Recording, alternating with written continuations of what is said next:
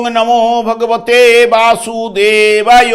আমার প্রিয় দর্শক বন্ধুকে আমার আন্তরিক অভিনন্দন, শুভেচ্ছা ও ভালোবাসা জানাই।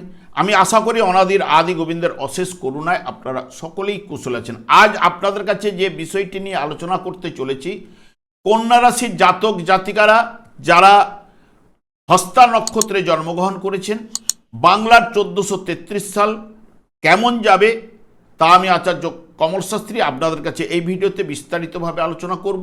ধৈর্য সহকারে আপনারা ভিডিওটি দেখবেন। আমি আচার্য কমল শাস্ত্রী প্রত্যেক বুধবার এবং শুক্রবার সন্ধ্যা 8:30 এই ইউটিউব চ্যানেলে লাইভ অনুষ্ঠান করে থাকি। ঠিক ওই সময় আমাকে ফোন করলে আপনারা নিজেদের ভাগ্য বিষয়ে জানতে পারবেন। তাছাড়া বিভিন্ন ধরনের ভিডিও আপলোড করে থাকি, সেগুলি পাওয়ার জন্য আমার চ্যানেলকে সাবস্ক্রাইব করে বেল আইকনে ক্লিক করে রাখুন। যখন আমি লাইভ অনুষ্ঠান বা যে কোনো ভিডিও আপলোড করলে আপনাদেরকে নোটিফিকেশন পৌঁছে যাবে। বর্তমানে দেখুন, কন্যা রাশি বা কন্যা লগ্নের জাতক জাতিকাদের ক্ষেত্রে হস্তা নক্ষত্রে যে সকল জাতক জাতিকারা জন্মগ্রহণ করেছেন, অত্যন্ত গুরুত্বপূর্ণ এবং উন্নতির বৎসর আপনাদের হতে চলেছে। হস্তা নক্ষত্রের অধিপতি গ্রহই হচ্ছে চন্দ্র, আর কন্যা রাশির অধিপতি গ্রহ বুধ। এদের প্রভাবে সৃজনশীলতা ও বুদ্ধিবৃত্তি ক্ষমতা আপনার তুঙ্গ হবে এবং কর্মক্ষেত্রে বৈশাখ মাস থেকেই অর্থাৎ শুরু থেকেই শ্রাবণ মাস পর্যন্ত নতুন চাকরির যোগ অত্যন্ত প্রবল। যারা দীর্ঘদিন ধরে কাজ খুঁজছেন তাদের জন্য সময়টি কিন্তু ভালো হবে।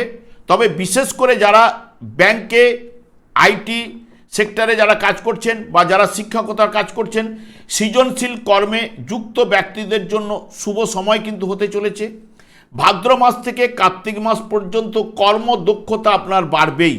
আপনার বুদ্ধিমত্তা ও ধৈর্য উচ্চপদস্থ ব্যক্তির নজর কিন্তু কাড়বে এবং হস্তা নক্ষত্রের জাতক বা জাতিকারা হাতে কলমে আপনারা কিন্তু দক্ষ হয়ে ওঠেন। তাই টেকনিক্যাল লাইনে কাজকর্ম আপনারা পেতে পারেন। ব্যবসা বাণিজ্যের সফলতা অতি অবশ্যই উঠে আসবে। নতুন প্রজেক্ট বা অর্ডার পাওয়ার সম্ভাবনা কিন্তু আপনাদের প্রবল রয়েছে। তবে অঘ্রাণ ও পৌষ মাসে বড় বিনিয়োগের আগে বারবার চিন্তা ভাবনা আপনাকে কিন্তু করতে হবে বা সতর্কতা অবলম্বন করে এগুতে হবে। বুধ ও চন্দ্রের প্রভাবে অনেক সময় সিদ্ধান্ত নিতে দ্বিধাদ্বন্দ্ব আপনাদের হতে পারে। বছরের শুরুতে আয়ের উৎস এবং স্থিতিশীলতা এবং যারা চাকরি করছেন বেতন বৃদ্ধির সম্ভাবনা কিন্তু প্রবল। হস্তা নক্ষত্রের জাতকদের মধ্যে হাতের কাজের দক্ষতা বেশি, তাই উপার্জন আপনাদের ঘটবে। যারা বিনিয়োগ করতে চান ভাদ্র মাস থেকে অঘ্রাণ মাস শুভ হবে, তবে দীর্ঘমেয়াদী বিনিয়োগ আপনার ক্ষেত্রে বেশি লাভবান হয়ে উঠবে।